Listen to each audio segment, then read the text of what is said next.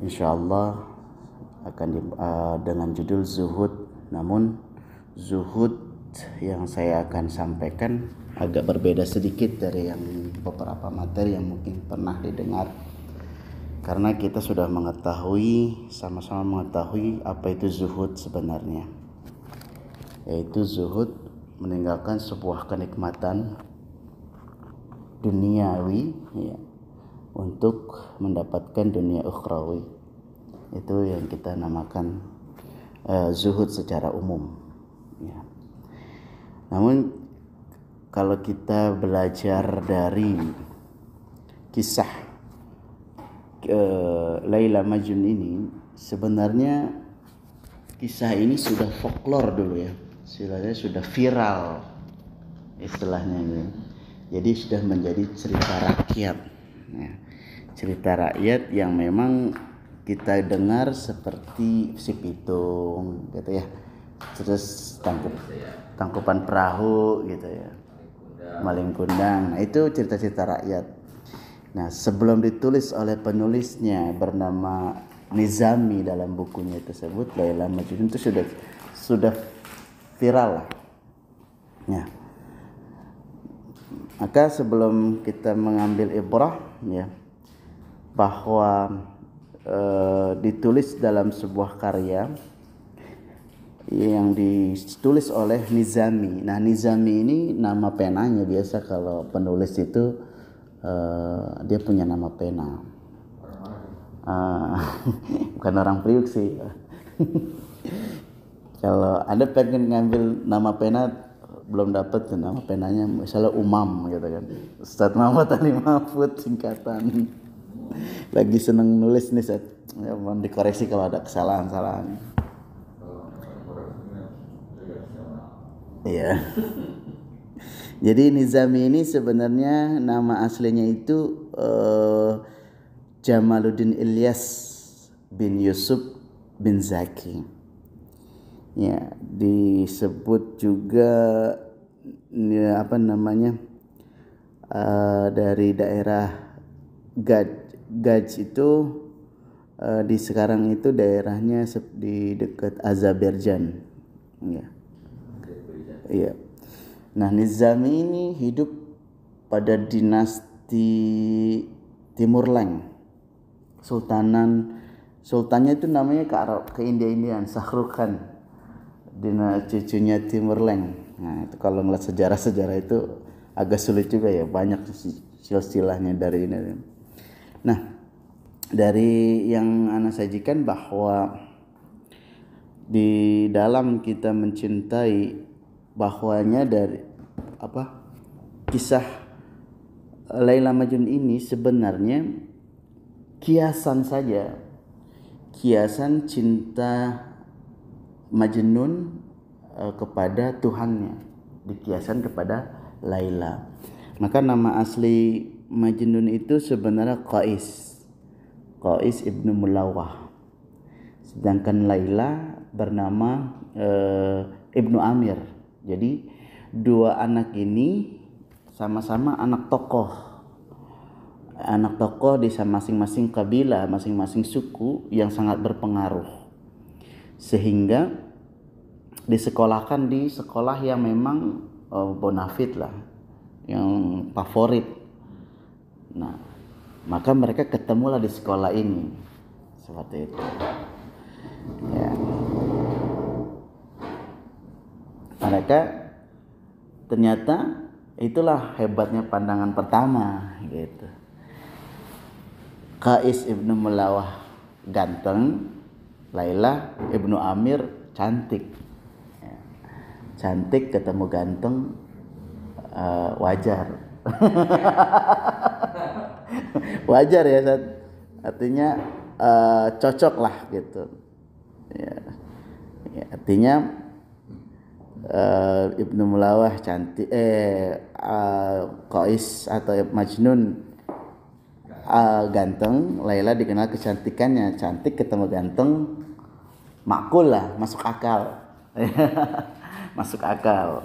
Nah, sekarang kan kalau ada yang stand up comedy itu siapa tuh? Marcel ya? Marcel?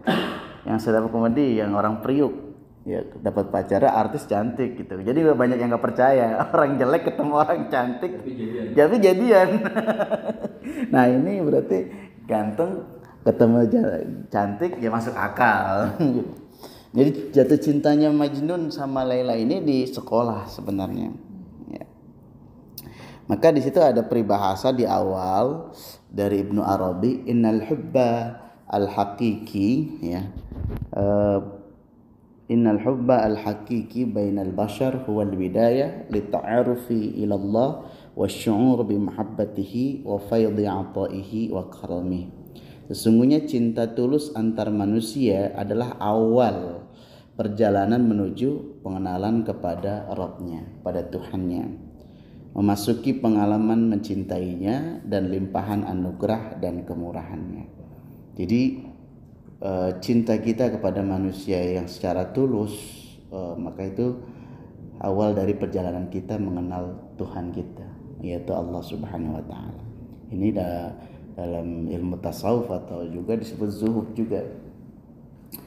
Nah, di awal diceritakan itu nanti ada banyak kisah-kisah nih, kisah yang dikiaskan ya di dalam buku ini, dalam buku Laila Majnun. Ini ada pertama bagaimana dikisahkan kemabukan Qais, bahwa Qais itu saking cintanya sama Laila dia pintar bikin puisi.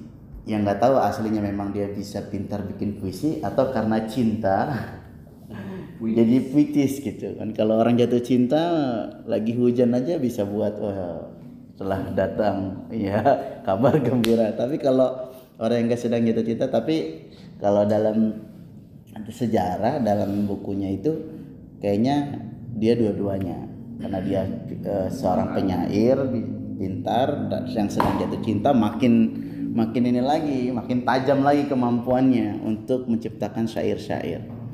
Ya, syair-syair. Nah, bahwa oleh karena itu bahwa yang dimaksud dari kata mutiara tersebut ya seorang penulis adalah cinta ya, bukan pacaran. Karena takutnya disalah persepsi oleh orang-orang yang berpacaran dalil ini, karena ada orang yang berpacaran tapi tidak punya cinta juga ya. Maka ini jangan disalah artikan. Maka sebelum kita mengambil ibrah dari kisah Laila Majnun, perlu diketahui bahwa Majnun adalah nama gelar karena kecintaannya begitu hebat kepada seorang wanita bernama Laila. Nah, saudara sekalian, bahwa penulis bernama Hakim ini ya, Jamaluddin Ilyas bin Yusuf bin Zaki digelari sebagai hakim. Hakimnya itu bukan orang yang memutuskan sebuah perkara mana yang benar mana yang buruk, melainkan hakimnya ini karena dia mumpuni dalam ilmu hikmah, dalam bait-bait syair yang dia tuliskan dari hasil goresannya Majnun. Nah, dikisahkan bahwasannya awalnya itu ayahnya Majnun sudah tua, namun belum juga memiliki keturunan. Ya, oleh karenanya ayahnya itu disuruh tarekatan tuh supaya ayahnya Majnun, Qais itu anaknya. Apanya? Majnun anaknya. Majnun itu Qais ibnu Melawah namanya. Majnun itu hanya gelar. Jadi ayahnya Majnun dengan umur yang sudah tua belum punya anak, akhirnya dinasihati oleh ulama pada saat anaknya dinasihati oleh nggak punya anak lagi selain Majnun. Enggak punya anak lagi. Akhirnya usia berapa itu Mas? Dalam kisah itu settingnya belum diceritakan usia berapa di sini. Hikmah biasanya kan tua ya. Iya. Ini masih muda berarti udah.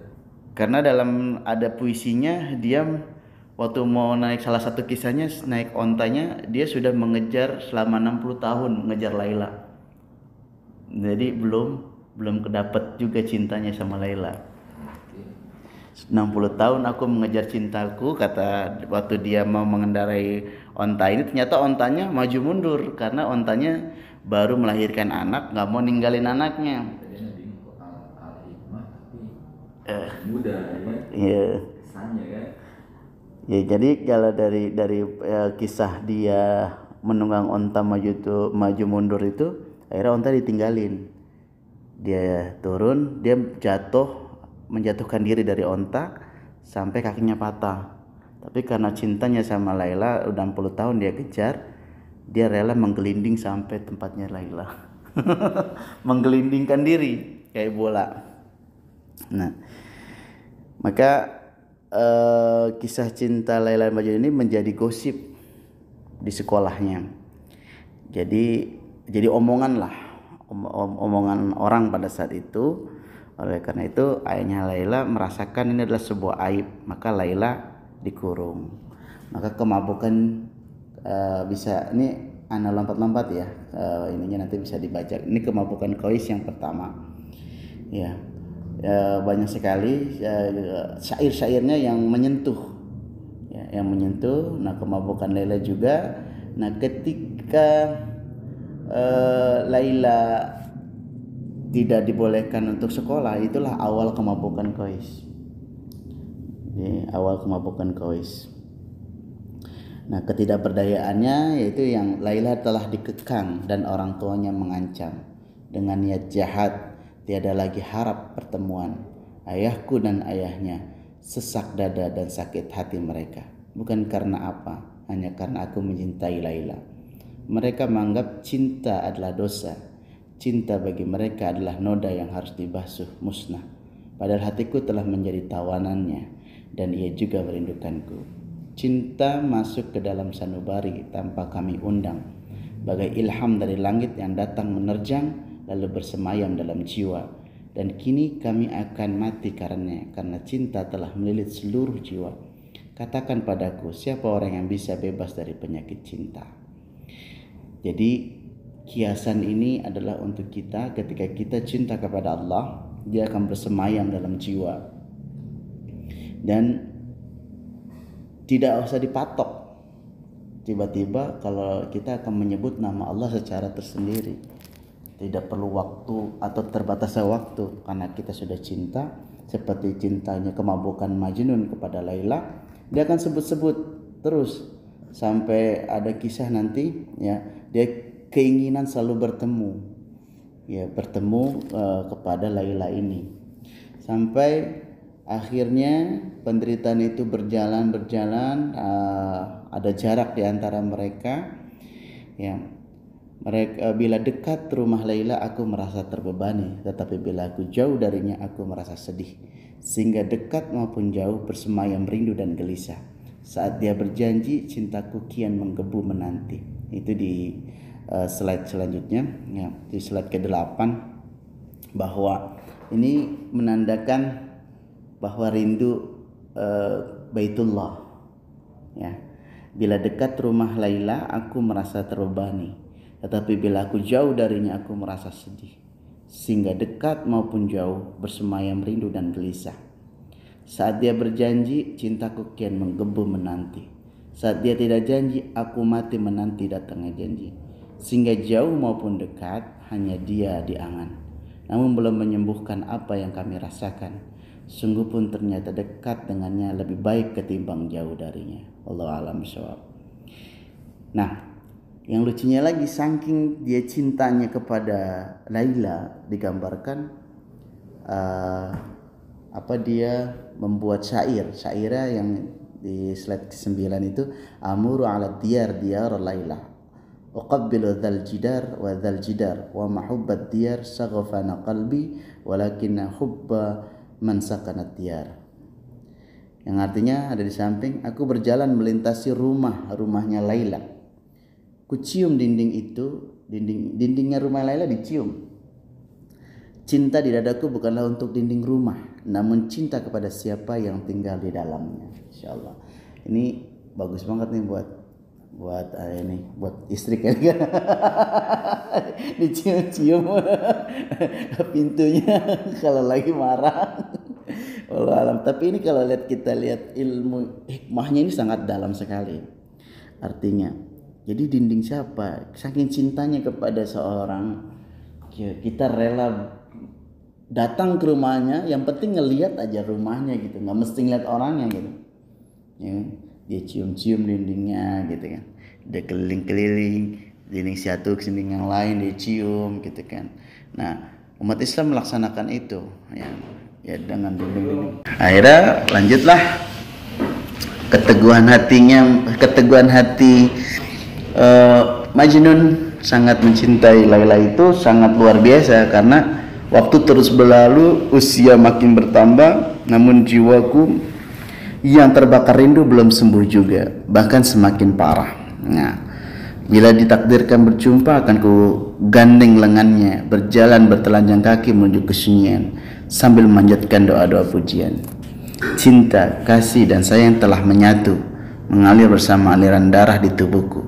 Cinta bukankah harapan atau ratapan? Walau tiada harapan, aku akan tetap mencintainya. Sampaikan salamku kepada dia, wahai angin malam, katakan aku akan tetap menunggu. Nah, Laila pun nggak mau kalah ya, nggak mau kalah. Dia juga pintar membuat syair-syairnya. Ada di situ, silakan di slide ke-12 ya. Nah, ternyata akhirnya sang bapak Majnun ini nggak tega ngeliat anaknya seperti orang gila gitu kan. Maka membantulah sang bapak untuk melamarkan Majnun ke Laila. Qais ibnu Malawa. Maka datanglah keluarga Majnun ke keluarga Laila ya untuk melamar gadis pujaannya si Qais ya. Akhirnya dilamar, namun apa jawaban bapaknya? Semua laki-laki boleh melamar anakku kecuali anakmu. Waduh, langsung makin terpuruk lah kondisi Qais yang memang tadinya sudah terpuruk karena mencintai tidak dikabulkan oleh ayahnya Laila. Nah, ini masuk babak selanjutnya, yaitu lamarannya ditolak. Nah, kalau di Indonesia kan cinta ditolak, dukun bertindak ya. Lagi banyak nih, ada nih pesulap merah nih sekarang nih. Lagi pakai baju merah.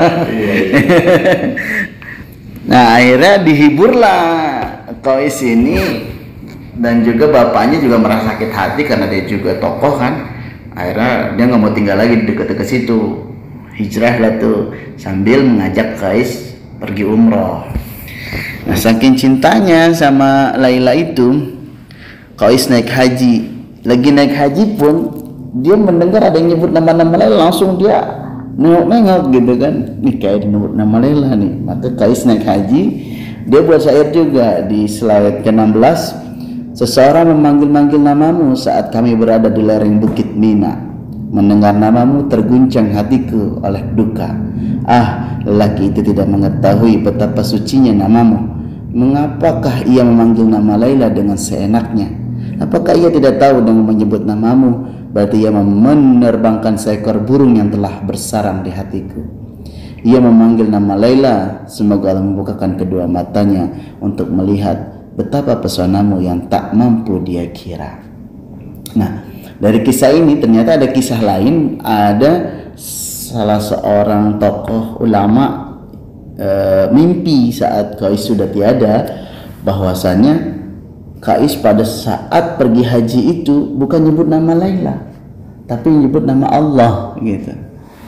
Ya, jadi ini kiasan cinta Qais kepada Allah dikiaskan kepada Laila. Nah, ada doanya juga, doa di pintu Ka'bah, aku teringat akan dikau Laila. Para jamaah pada saat jamaah sibuk berzikir di kota Makkah di dinding Ka'bah, mereka khusyuk dan berdoa, sedang kalbuku hanya kepadamu untuk tertuju. Ya Rahman, aku bertobat kembali kepadamu dari dosa-dosa yang kulakukan dan dari dosa-dosa yang akan selalu datang bermunculan. Aku mencintai Laila, namun halangan menghadangku untuk bertandang. Aku menyayanginya dan tidak bisa berpaling dari selain dia. Bagaimana aku bisa berpaling darinya sedang hatiku telah tergadai padanya? Aku bertaubat kepadamu Rabbi, karena kepadamu aku kembali, wahai yang maha pengasih, Raja di raja para pencipta. Engkau yang menganugerahkan cinta ini. Aku hanya memohon kepadamu satu hal saja, tinggikan cintaku sedemikian rupa, sehingga sekalipun aku binasa, cintaku dan kasihku tetap hidup. Nah ini bisa dipakai nih di slide 18. Rabbi zidni min ishqiha, wa in qasartu umri bil ishqi fazidhu fi umriha. Rabbi zidni li Laila hubban wa la tansani dzikraha abada. Sadidin terjemahkan. Alasan tidak bisa. Rabbi, ya Tuhanku, zidni, tambahkanlah kepadaku min ishqiha, untuk selalu mencintainya atau merindukannya.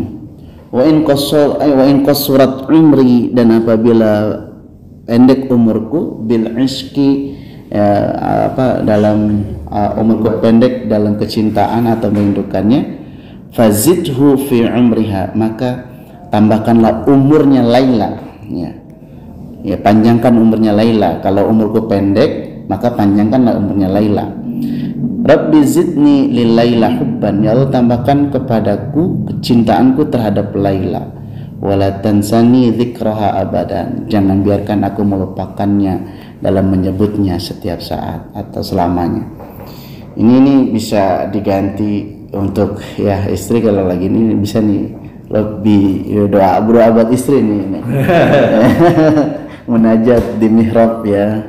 Ini subhanallah, saking cintanya kita terhadap orang yang kita cintai, kita bahkan mendoakan dia panjang umur, walaupun kita mungkin umur kita pendek gitu, kita merasa dan kita harus menambahkan bumbu-bumbu cinta kita untuk seseorang yang kita cintai, seperti Majnun ini. Rabbi zidni li Laila hubban, ya Allah berikan, tambahkan kepadaku untuk selalu cinta kepada Laila abadan. Nah ini yang di slide 19,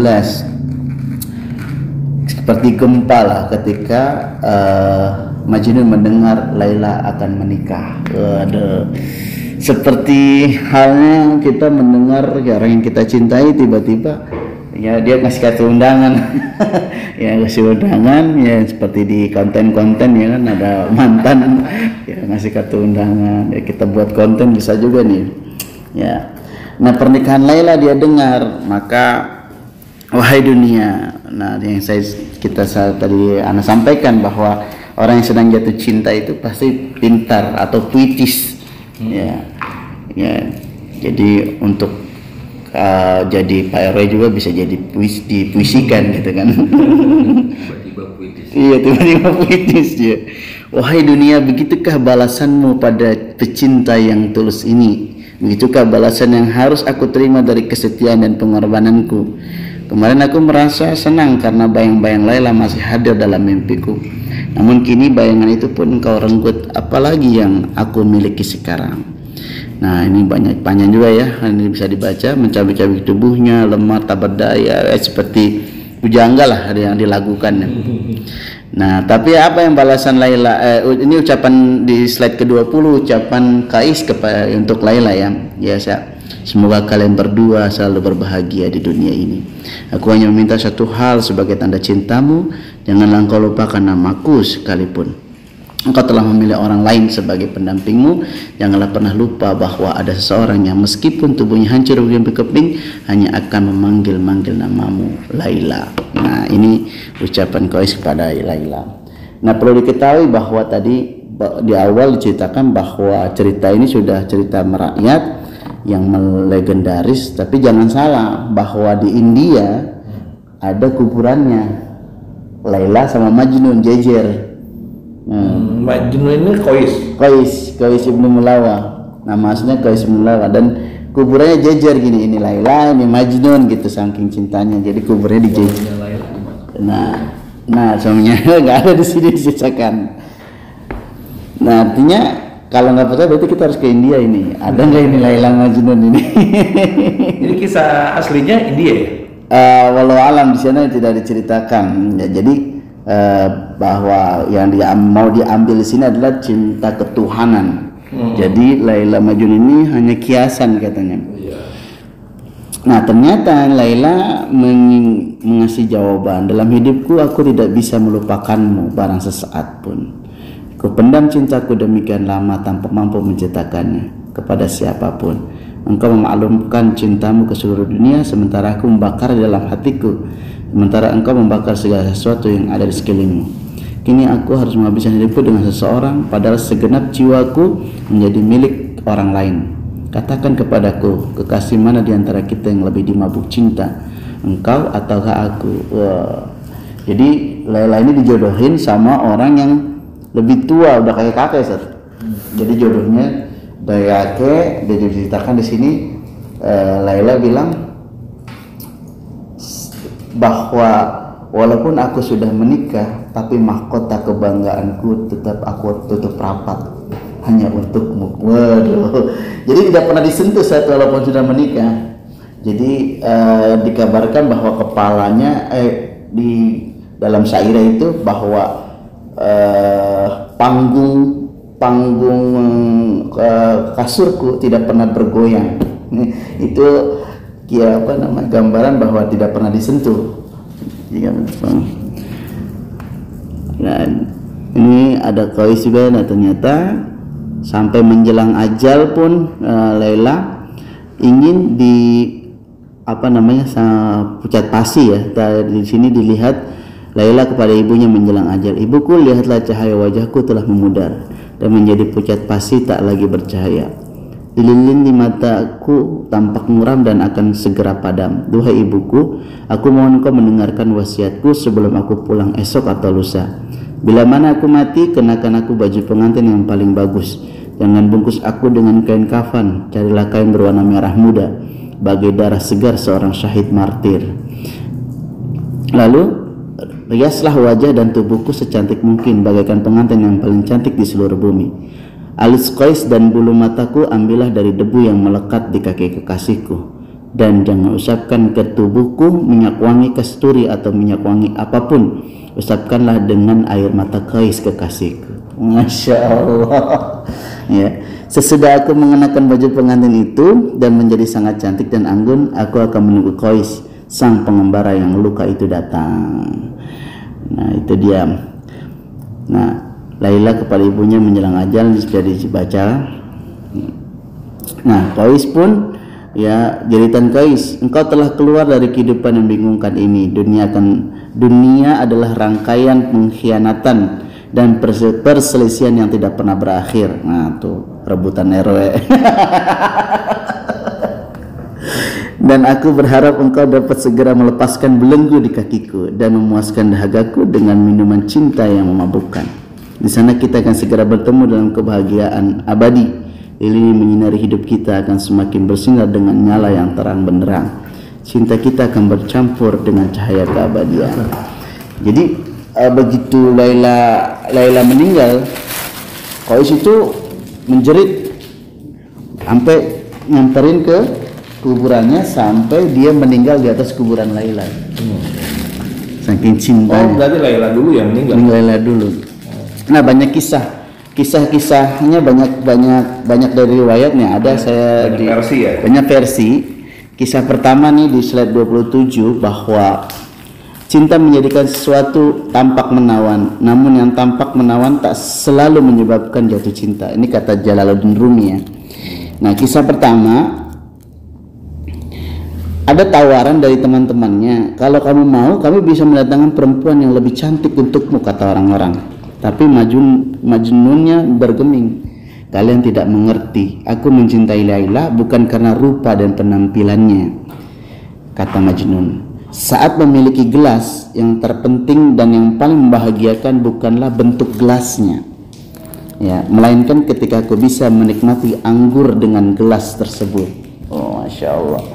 Jadi kalau saat menikmati air putih bukan bentuknya, tapi botolnya Kangen Water atau bukan. Tapi dalamnya itu saatnya. Ya, keluarnya masih plastik sama, tapi kalau dalamnya berkelir gitu kan, ada rasa, itu kan beda lagi. Nah, Kalian sebaliknya merasa puas cukup dengan bentuk gelas, tapi tak tahu apa yang paling penting dari sebuah gelas. Ya kan? Tak ada artinya gelas emas berhias permata tapi isinya cuka. Wadah tua dan rusak berisi anggur bagiku lebih baik ketimbang 100 gelas emas berisi cuka. Masya Allah. Ini sebenarnya kata-kata ini bisa kita kiaskan kemana-mana bisa. Ini kan hiasan kecintaan Qais ke Laila, itu kiasan kepada cinta dia kepada Allah.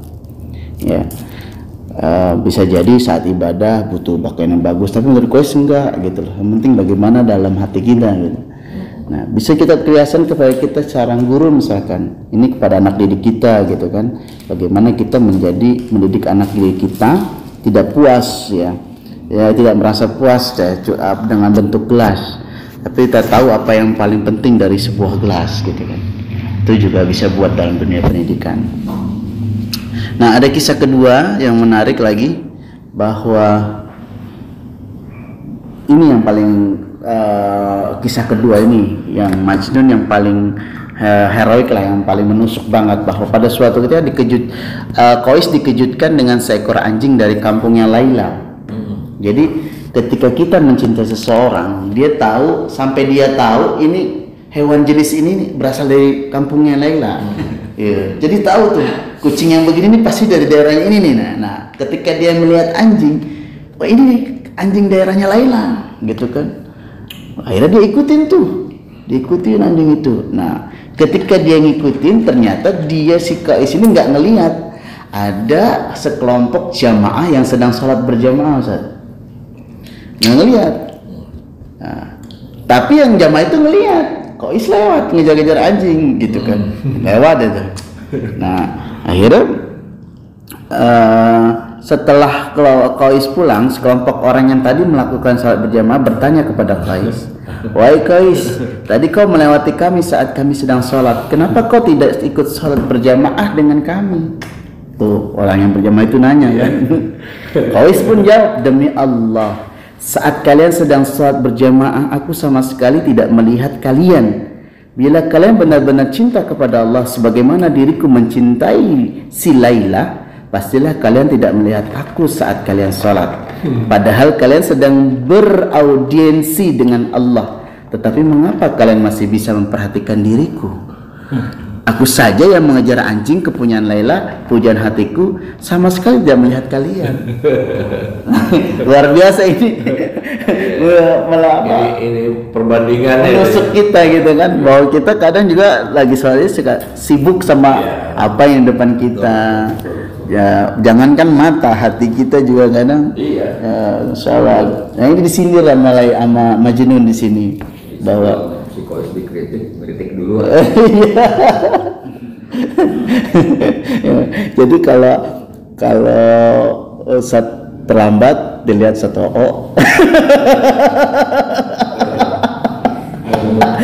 terlambat sekolah, satu berarti nggak ngatain guru yang terlambat.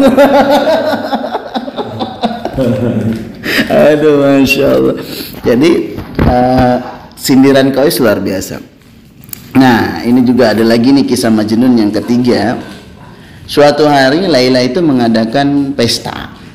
Semua warga di desa diundang. Nah, mengingat kemungkinan dapat bertemu Laila, Majnun pun datang. Satu persatu Majnun melewati antrian. Ya, karena antrian makan gitu saja. Akhirnya sampailah dia berdiri di depan Laila.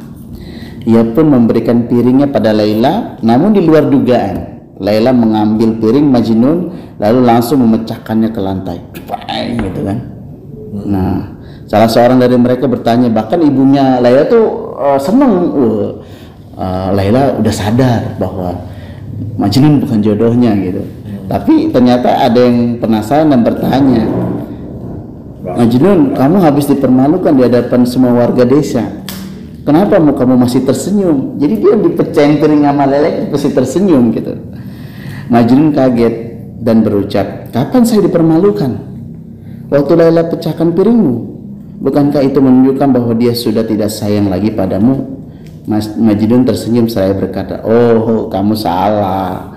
Kamu nggak paham. Laila memecahkan piringku itu tujuannya hanya satu, agar aku ikut antrian lagi, agar kami masih bisa bertemu lagi, agar kami bisa lebih lama lagi saling memandang, sehingga rindu ini dapat terobati dengan sempurna. Kan kalau udah pecah dia balik lagi ke belakang, terus lagi pandangan lagi, ngantri lagi. Nah itu subhanallah ya. Ininya hikmahnya apa tuh? Hikmahnya adalah ketika kita berdoa tidak dikabulkan oleh Allah Subhanahu wa taala, jangan bosan.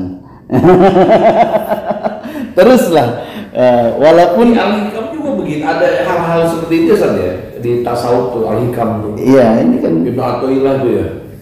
iya Ya, seperti kayak gitu-gitu tuh. Cuma tidak mengkias. Oh iya. Kisah. Kalau ini kan ini nih. Nah, ini lagi kisah Majnun yang keempat berpisah dari Laila.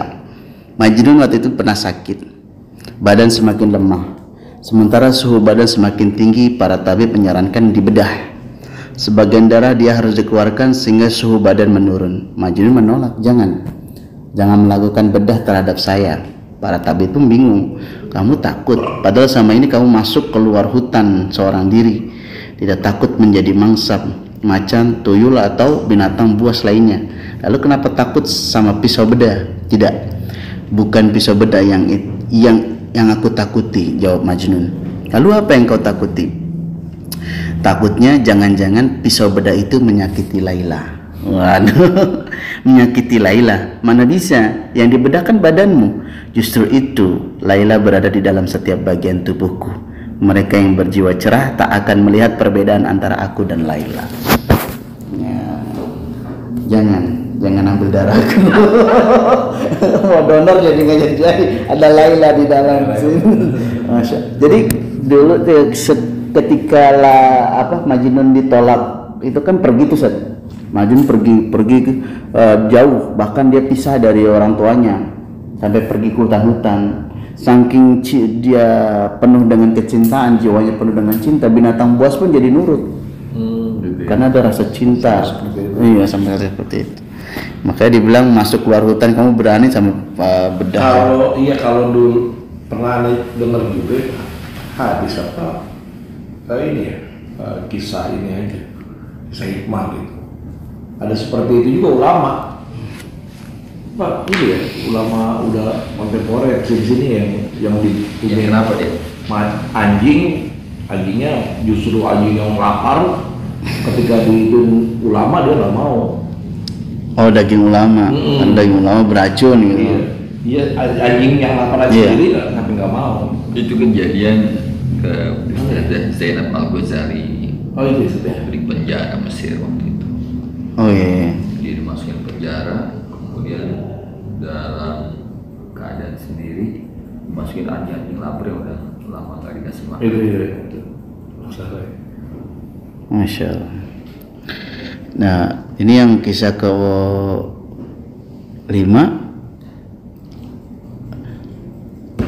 bahwasanya Majnun ingin cepat-cepat bertemu dengan Laila yang dicintainya. Tadi yang tentang onta tadi. Nah, sementara itu onta betina tidak tega meninggalkan anaknya. Setiap kali Majnun terlena, onta betina pun akan melangkah mundur. Jadi maju mundur gitu, nggak jalan-jalan lah. Nah, sehingga Majnun tidak pernah sampai di tujuannya. Perjalanan yang seharusnya ditempuh dalam 3 hari memakan waktu bertahun-tahun. Sudah saatnya kita berpisah, kata Majnun ke onta nih. Cintamu dan cintaku tak sejalan, tak selaras, kata Majnun kepada onta betina itu. Karena menunggangi kamu selama ini aku berjalan di tempat, kadang maju, kadang mundur. Perjalanan beberapa hari telah memakan waktu 60 tahun. Aku tidak akan menunggangi kamu lagi. Majnun lalu menjatuhkan dirinya dari onta. Tulang kakinya patah, tetapi semangatnya masih tetap utuh untuk menemui Laila. Dia tidak putus asa.